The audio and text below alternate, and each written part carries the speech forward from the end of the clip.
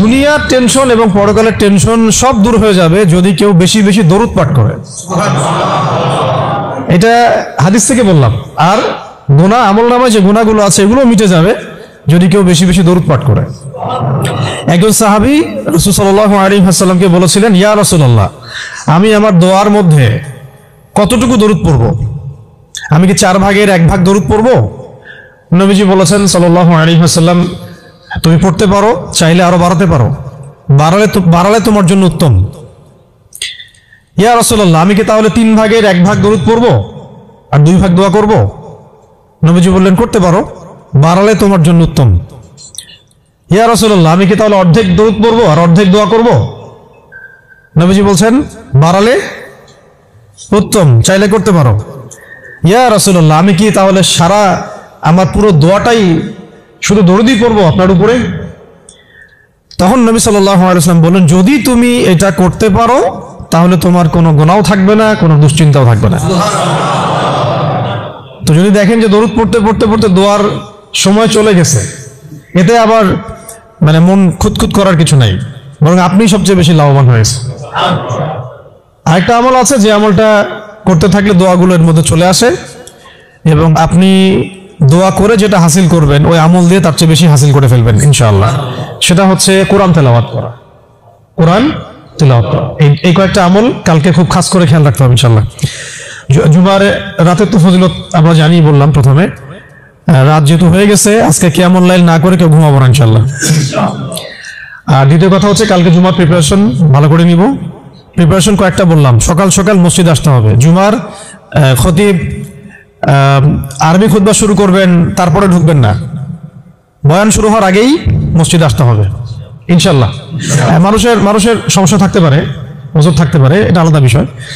এটা হলো প্রথম কথা। সকাল সকাল মসজিদে আসা, গোসল করা, ফরজ গোসলের মতো গোসল করা, তারপরে হচ্ছে উত্তম কাপড় পরিধান করা। উত্তম কাপড় বলতে আমার সবচেয়ে সেরা কাপড়টা। আর আমরা মসজিদে আসি কিন্তু অনেকেই একেবারেই রাফ একটা কাপড় পরে আসি, এটা উচিত হয় না।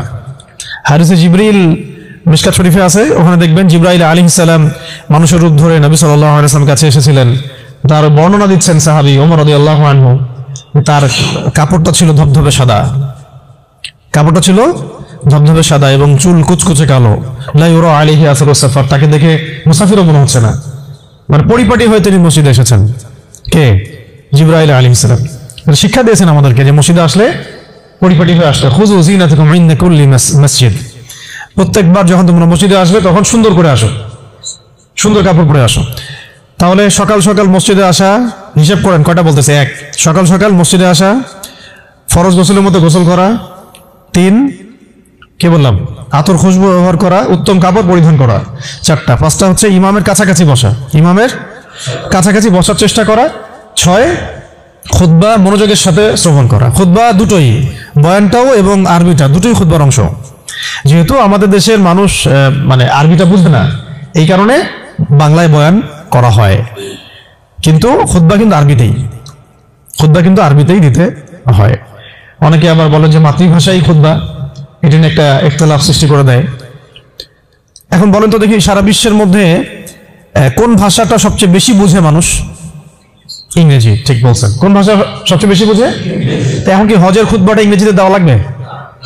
হ্যাঁ, হজে যে বিভিন্ন জায়গা থেকে মানুষ আসে, এই যে কয়েকদিন আগে হয়ে গেল, হজের খুতবা হয় না? এখন যেহেতু সব ইন্টারন্যাশনাল ভাষা হচ্ছে ইংরেজি, তেমন কি হজের খুতবাটা ইংরেজিতে দেওয়া লাগবে? খুতবা আরবিতেই। খুতবা কিসে? আরবিতেই। ওটা বোঝা আমার দায়িত্ব, আমাকে বুঝতে হবে। বোঝার জন্য আমাকে যদি আরবি শিখতে হয়, শিখতে হবে। এইভাবে ইসলামী খেলাফত যখন কায়েম ছিল তখন আরবি সারা বিশ্বে ছড়িয়ে পড়েছিল, তখন সবাই মোটামুটি আরবি ভাষা বুঝতো। যখন থেকে খেলাফত চলে গেছে, জাতীয়তাবাদ চলে আসছে, আর কয়েকটা তন্ত্রমন্ত্র, ওগুলো নিয়ে পরে কথা বলছি, এগুলো যতদিন আমাদের পর্যন্ত মানে মাথাটা খেয়ে ফেলছে আর কি আমাদের, তখন আরবিটাও আস্তে আস্তে শিক্ষা ব্যবস্থা থেকে উঠে গেছে। এখন আপনি এটা ঐচ্ছিক হয়ে গেছে। আগে